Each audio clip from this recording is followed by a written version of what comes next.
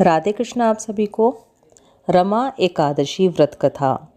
धर्मराज युधिष्ठिर कहने लगे कि हे भगवान, कार्तिक कृष्ण एकादशी का क्या नाम है, इसकी विधि क्या है, इसके करने से क्या फल मिलता है, सो आप विस्तार पूर्वक बताइए। भगवान श्री कृष्ण बोले कि कार्तिक कृष्ण पक्ष की एकादशी का नाम रमा है। यह बड़े बड़े पापों का नाश करने वाली है। इसका महात्म्य तुमसे कहता हूँ, ध्यान पूर्वक सुनो। हे राजन, प्राचीन काल में मुचुकुंद नाम का एक राजा था। उसकी इंद्र के साथ मित्रता थी और साथ ही यम, कुबेर, वरुण और विभीषण भी उसके मित्र थे।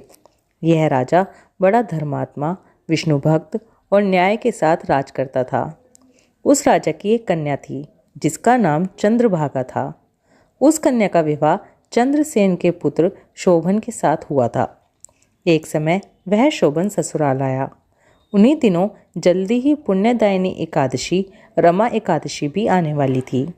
जब व्रत का दिन समीप आ गया तो चंद्रभागा के मन में अत्यंत सोच उत्पन्न हुआ कि मेरे पति अत्यंत दुर्बल हैं और मेरे पिता की आज्ञा अति कठोर है। दशमी को राजा ने ढोल बजवाकर सारे राज्य में यह घोषणा करवा दी कि एकादशी को भोजन नहीं करना चाहिए। ढोल की घोषणा सुनते ही शोभन को अत्यंत चिंता हुई।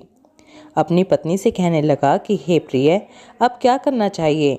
मैं किसी प्रकार भी भूख सहन नहीं कर सकूंगा। ऐसा उपाय बतलाओ कि जिससे मेरे प्राण बच सकें, अन्यथा मेरे प्राण अवश्य चले जाएंगे। चंद्रभागा कहने लगी, हे स्वामी, मेरे पिता के राज में एकादशी के दिन कोई भी भोजन नहीं करता। हाथी, घोड़ा, ऊंट, बिल्ली, गौ आदि भी तृण, अन्न, जल आदि ग्रहण नहीं कर सकते। फिर मनुष्य का तो कहना ही क्या है। यदि आप भोजन करना चाहते हैं तो किसी दूसरे स्थान पर चले जाइए, क्योंकि यदि आप यहीं रहना चाहते हैं तो आपको अवश्य व्रत करना पड़ेगा। ऐसा सुनकर शोभन कहने लगा कि हे प्रिय, मैं अवश्य व्रत करूंगा। जो भाग्य में होगा वह देखा जाएगा। इस प्रकार से विचार कर शोभन ने व्रत रख लिया और वह भूख व प्यास से अत्यंत पीड़ित होने लगा। जब सूर्य नारायण अस्त हो गए और रात्रि को जागरण का समय आया, जो वैष्णवों को अत्यंत हर्ष देने वाला था, परंतु शोभन के लिए अत्यंत दुखदायी हुआ। प्रातः काल होते शोभन के प्राण निकल गए। तब राजा ने सुगंधित काष्ठ से उसका दाह संस्कार करवाया, परंतु चंद्रभागा ने अपने पिता की आज्ञा से अपने शरीर को दग्ध नहीं किया और शोभन की अंत्येष्टि क्रिया के बाद अपने पिता के घर में ही रहने लगी। रमा एकादशी के प्रभाव से शोभन को मंद्रांचल पर्वत पर धन धान्य से युक्त तथा शत्रुओं से रहित एक सुंदर देवपुर प्राप्त हुआ। वह अत्यंत सुंदर रत्न और वैतुर्यमणि जटित स्वर्ण के खंभों पर निर्मित अनेक प्रकार की स्फटिक मणियों से सुशोभित भवन में बहुमूल्य वस्त्र आभूषण तथा छत्र व चवर से विभूषित गंधर्व और अप्सराओं से युक्त सिंहासन पर आरूढ़ ऐसा शोभायमान होता था मानो दूसरा इंद्र विराजमान हो। एक समय मुचुकुंद नगर में रहने वाले एक सोम शर्मा नाम के ब्राह्मण तीर्थ यात्रा करते हुए घूमते घूमते उधर जा निकले और उसने शोभन को पहचान कर यह कहा कि ये तो राजा का जमाई शोभन है। उसके निकट गया। शोभन भी उसे पहचान कर अपने आसन से उठकर उसके पास आया और प्रणाम आदि करके कुशल प्रश्न किया। ब्राह्मण ने कहा कि राजा मुचुकुंद और आपकी पत्नी कुशल से हैं। नगर में भी सब प्रकार से कुशल है, परंतु हे राजन, हमें आश्चर्य हो रहा है। आप अपना वृत्तांत कहिए कि ऐसा सुंदर नगर जो न कभी देखा न सुना, आपको कैसे प्राप्त हुआ।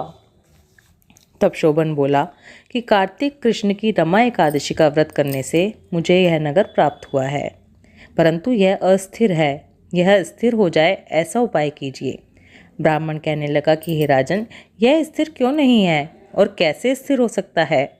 आप बताइए, फिर मैं अवश्य वह उपाय करूँगा। मेरी इस बात को आप मिथ्या न समझिए। शोभन ने कहा कि मैंने इस व्रत को श्रद्धा रहित होकर किया है। यह सब कुछ अस्थिर है। यदि आप मुचुकुंद की कन्या चंद्रभागा को यह सब वृत्तांत कहें तो यह स्थिर हो सकता है।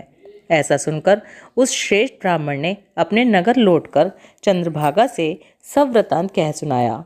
ब्राह्मण के वचन सुनकर चंद्रभागा बड़ी प्रसन्नता से ब्राह्मण से कहने लगी कि हे ब्राह्मण, ये सब बातें आपने प्रत्यक्ष देखी हैं या स्वप्न की बातें कर रहे हैं? ब्राह्मण कहने लगा कि हे पुत्री, मैंने महावन में तुम्हारे पति को प्रत्यक्ष देखा है। साथ ही किसी से विजय न हो ऐसा देवताओं के नगर के समान उसका नगर भी देखा है। उन्होंने यह भी कहा कि यह स्थिर नहीं है।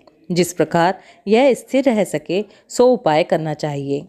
चंद्रभागा कहने लगी कि हे विप्र, तुम मुझे वहाँ ले चलो। मुझे पतिदेव के दर्शन की तीव्र लालसा है। मैं अपने किए हुए पुण्य से उस नगर को स्थिर बना दूंगी। आप ऐसा कार्य कीजिए जिससे उनका हमारा संयोग हो, क्योंकि वियोगी को मिला देना महान पुण्य का काम है।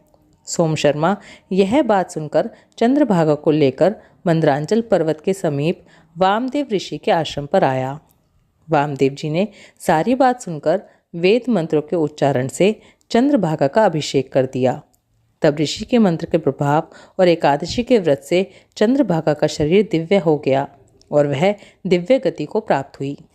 इसके बाद बड़ी प्रसन्नता के साथ अपने पति के निकट गई। अपनी प्रिय पत्नी को आते देखकर शोभन अति प्रसन्न हुआ और उसे बुलाकर अपनी बाईं तरफ बैठा लिया।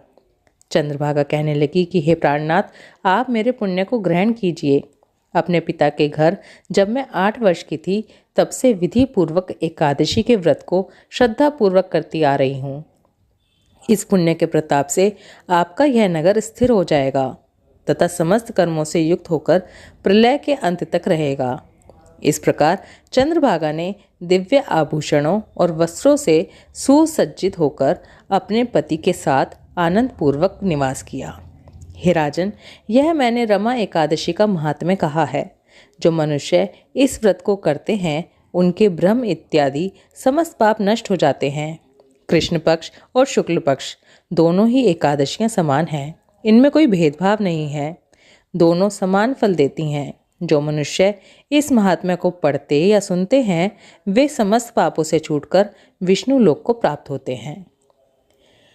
रमा एकादशी व्रत कथा महात्म्य समाप्त। ओम नमो भगवते वासुदेवाय। राधे कृष्णा।